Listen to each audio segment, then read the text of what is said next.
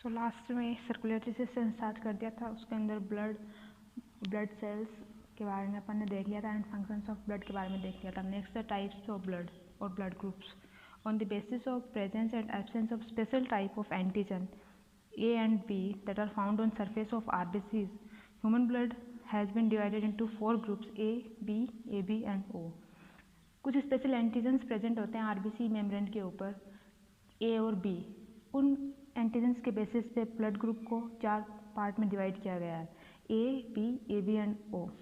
कुछ special antigens present होते हैं आरबीसी की सरफेस पे, आरबीसी मेम्ब्रेन पर। उनके बेसिस पे ब्लड ग्रुप को 4 पार्ट में डिवाइड किया गया, ए, बी, ए बी एंड ओ। अब ये टेबल है, एंटीजन ए प्रेजेंट है तो उसके अंदर एंटीबॉडी बी प्रेजेंट होगी और ब्लड ग्रुप ए होगा। जैसा एंटीजन होगा वो ब्लड ग्रुप होगा। एंटीजन ए है तो ब्लड ग्रुप ए होगा, एंटीजन बी है तो एंटीबॉडी ए होगी और ब्लड ग्रुप बी होगा। अगर दोनों एंटीजन प्रेजेंट है ए और बी तो कोई भी एंटीबॉडी नहीं होगी और ब्लड ग्रुप ए भी होगा, और अगर कोई भी एंटीजन प्रेजेंट नहीं है तो एंटीबॉडी दोनों प्रेजेंट होगी और ब्लड ग्रुप ओ होगा। तो ऐसे 4 टाइप के ब्लड ग्रुप होते हैं। These groups of blood are called ABO blood group. इनको ABO blood group बोलते हैं।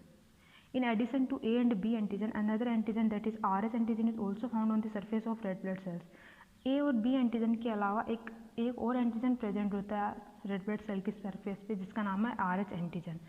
और RH एंटीजन या तो प्रेजेंट होता है या फिर एब्सेंट होता है। अगर प्रेजेंट होता है तो उस ब्लड ग्रुप को RH पॉजिटिव बोलेंगे, अगर एब्सेंट होता है तो RH नेगेटिव बोलेंगे। So the persons having RH antigen are called RH positive and the persons do not having RH antigen are called RH negative. About 80% of people in world are RH positive, mostly RH positive होते हैं। The RH antigen was discovered by Carl Landsteiner. RH antigen Carl Landsteiner ने discover किया था। It was first found in rhesus monkey, so its name is RH. ये rhesus monkey में first time Karl Landsteiner ने discover किया था, तो इसका नाम RH है। नेक्स्ट टॉपिक है blood circulation. The circulatory system is responsible for transport of gases, digested food, nutrients, hormones, excretory products, etc. in human body. Gases, digested food, hormones वगैरह सब सर्कुलेटरी सिस्टम ट्रांसपोर्ट करता है body में। Circulatory system इनके transport के लिए responsible होता है। So the circulatory system is responsible for transport of all this things. In human, closed circulatory system is found which is comprised of blood, heart and blood vessels. Human में closed circulatory system found होता है, blood जो है वो blood vessels के अंदर flow करता है, इसलिए closed circulatory system होता है humans में। और closed circulatory system किस किस से मिलकर बना हुआ होता है? blood, heart and blood vessels. Circulatory system 3 चीज़ों से मिलकर बना हुआ होता है human में, blood, blood vessels and heart. Apart from blood, another fluid called lymph also forms a part of this transport, and the lymph moves through a special mechanism called lymphatic system. Blood के अलावा एक और fluid flow होता है body में जो वो भी ट्रांसपोर्ट का ही काम करता है, उसका नाम है lymph, और वो lymphatic system के थ्रू फ्लो करता है और lymphatic vessels में फ्लो करता है। This is an open circulatory system. Lymphatic system है वो open circulatory system है। In circulatory system, heart is center of the system which pumps blood in the blood vessels and blood plays an important role in movement of substances. Circulatory system में heart जो है वो system का centre होता है और heart का काम क्या होता है? ब्लड को पंप करता है ये ब्लड वेसल्स के अंदर, ब्लड को ब्लड वेसल्स के अंदर पंप करता है और फिर ब्लड आगे मूव करता है और जो सब्सटेंसेस है उनके ट्रांसपोर्ट में हेल्प करता है, उनका मूवमेंट में हेल्प करता है। नेक्स्ट है heart. The human heart is red-colored, closed fist-shaped hollow organ which is made up of muscular tissues. Human heart वो red-colored होता है और closed fist-shaped होता है। Closed fist मतलब बंद मुट्ठी के शेप का होता है। Hollow organ होता है and it is made up of muscular tissues, different muscles से बना हुआ होता है heart. It is covered by double-walled membrane cover which is called pericardium. Heart के ऊपर डबल वोल्ड मेम्ब्रेन होती है जिससे वो कवर होता है। हार्ट के ऊपर डबल वोल्ड मेम्ब्रेन होती है जिससे वो कवर्ड होता है और उस मेम्ब्रेन को बोलते हैं पेरिकार्डियम। और उस पेरिकार्डियम के अंदर एक फ्लूइड प्रेजेंट होता है जिसको बोलते हैं पेरिकार्डियल फ्लूइड। वो हार्ट को जो एक्सटर्नल जर्क्स लगते हैं हार्ट पे उनसे प्रोटेक्ट करता है। Pericardium contains a fluid called pericardial fluid which protects the heart from external shocks. तो एक्सटर्नल शॉक्स लगते हैं, कोई एक्सटर्नल जर्क लगता है, उससे वो पेरिकार्डियल फ्लूइड प्रोटेक्ट करता है हार्ट को। There are 4 chambers found in heart, upper 2 called atrium right and left, lower 2 are called ventricles right and left. 4 chambers मिलते हैं हार्ट के अंदर, ऊपर के 2 को बोलते हैं एट्रियम, नीचे के 2 को बोलते हैं वेंट्रिकल्स। वेंट्रिकल्स लार्जर होते हैं एट्रियम से, ventricles are larger than atrium.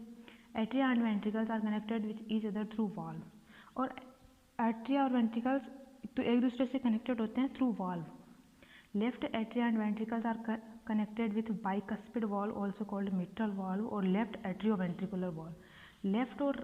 Left atria और लेफ्ट वेंट्रिकल एक दूसरे से बाइकस्पिड वाल्व के थ्रू कनेक्टेड होते हैं। बाइकस्पिड को मिट्रल वाल्व भी बोलते हैं और लेफ्ट एट्रियोवेंट्रिकुलर वाल्व भी बोलते हैं। लेफ्ट एट्रियोवेंट्रिकुलर वाल्व और मिट्रल वाल्व और बाइकस्पिड वाल्व, ये लेफ्ट साइड में प्रेजेंट होता है। और राइट साइड में ट्राइकस्पिड वाल्व और right atrioventricular valve. Right atria and ventricles are connected through tricuspid valve also known as right atrioventricular valve. The function of this valve is to prevent the backflow of blood from ventricles to arteria.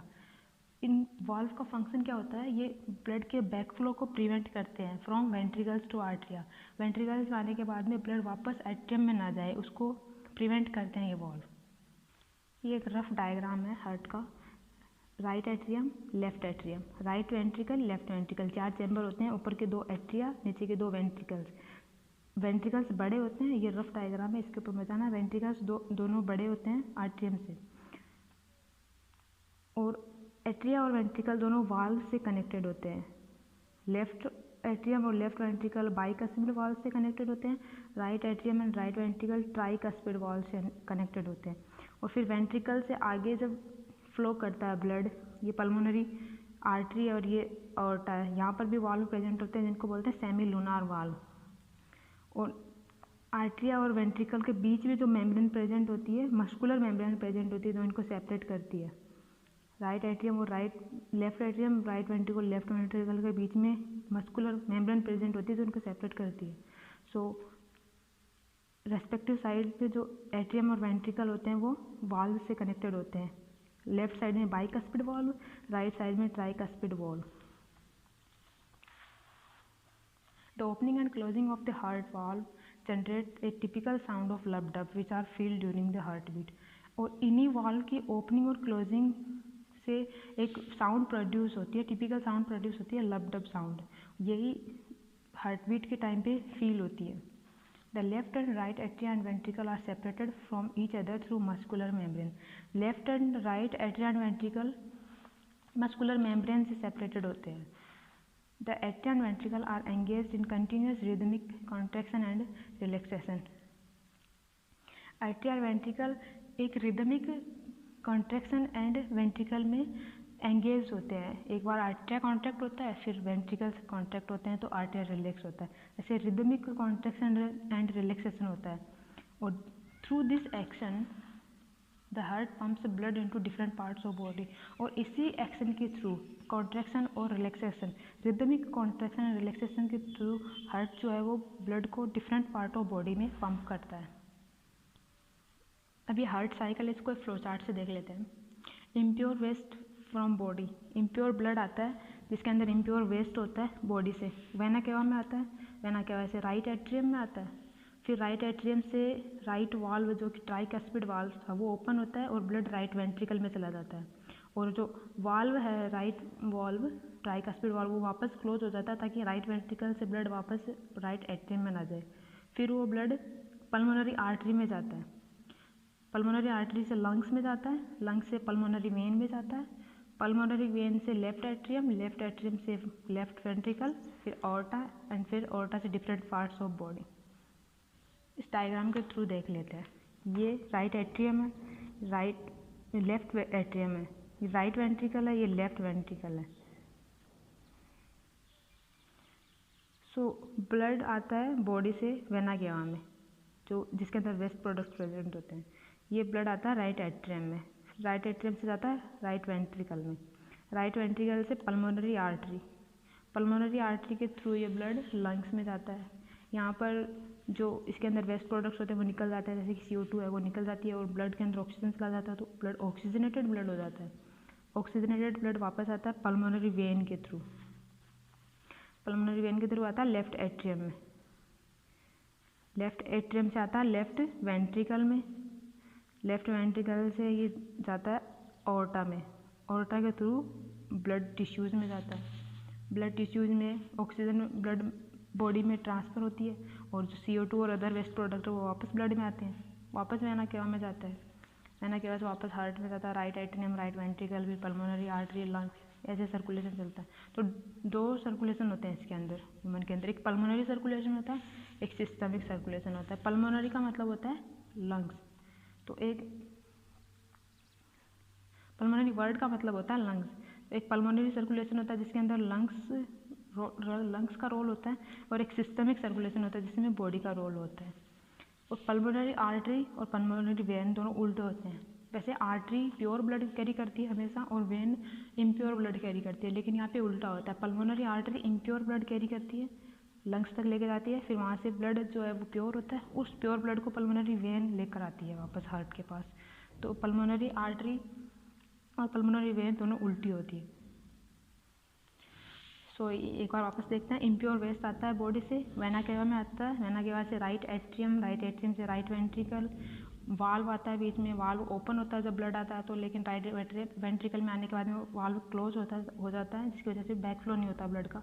फिर pulmonary artery में आता है, lungs के पास जाता है, वहाँ पे oxygenation होता है ब्लड का, ऑक्सीजनेटेड ब्लड होता है, वो पल्मोनरी वेन में आता है, पल्मोनरी वेन से लेफ्ट एट्रियम में आता है, लेफ्ट एट्रियम से लेफ्ट वेंट्रिकल, फिर ऑर्टा से डिफरेंट पार्ट ऑफ बॉडी में चला जाता है, और ऑर्टा बॉडी की लार्जेस्ट आर्टरी है।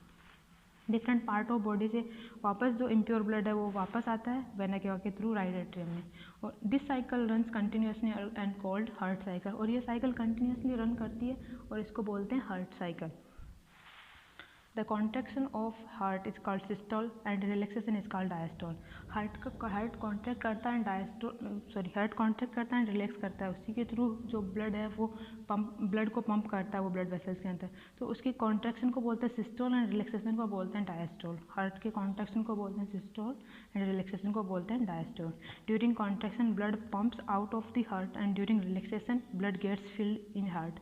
जब हार्ट कॉन्ट्रैक्ट होता है तो ब्लड हार्ट से ब्लड वेसल्स में चला जाता है, और जब हार्ट रिलैक्स होता है तो जो वेना केवा है और पल्मोनरी वेन है जो ब्लड लेकर आती है हार्ट के पास, वहाँ से ब्लड हार्ट में फिल होता है। तो during contraction blood pumps out of the heart and during relaxation blood get filled in heart. Relaxation के टाइम पे ब्लड फिल होता है हार्ट के अंदर, और कॉन्ट्रैक्शन के टाइम पे ब्लड जो है वो पंप आउट होता है हार्ट से। In the circulation process the blood passes through the heart twice. Circulation process के अंदर ब्लड जो है वो हार्ट से 2 बार पास होता है। एक बार तो इम्प्योर ब्लड आता है, वो राइट एट्रियम में आता है, फिर राइट वेंट्रिकल के थ्रू फिर पल्मोनरी आर्टरी में जाकर लंग्स के पास चला जाता है। तो एक बार तो firstly the impure from body, impure blood आता है फर्स्टली तो बॉडी से, secondly the pure blood from lungs, और दूसरी बार कब आता है जब पल्मोनरी वेन के through oxygenated blood left atrium में आता है, फिर लेफ्ट एट्रियम से लेफ्ट वेंट्रिकल से ऑर्टा के थ्रू बॉडी में चला जाता है। तो सर्कुलेशन प्रोसेस के अंदर ब्लड जो है वो हार्ट से 2 बार पास होता है, twice. In human type of circulation is called double circulation. Human के अंदर डबल सर्कुलेशन होता है, एक सिस्टमिक सर्कुलेशन होता है, एक पल्मोनरी सर्कुलेशन होता है। सिस्टमिक सर्कुलेशन में क्या होता है, हार्ट से ब्लड बॉडी के पास जाता है और बॉडी से हार्ट के पास आता है, उस सर्कुलेशन को बोलते हैं सिस्टमिक सर्कुलेशन। और दूसरा होता है पल्मोनरी सर्कुलेशन जिसके अंदर हार्ट से लंग्स के पास जाता है, लंग्स से वापस हार्ट के पास आ जाता है।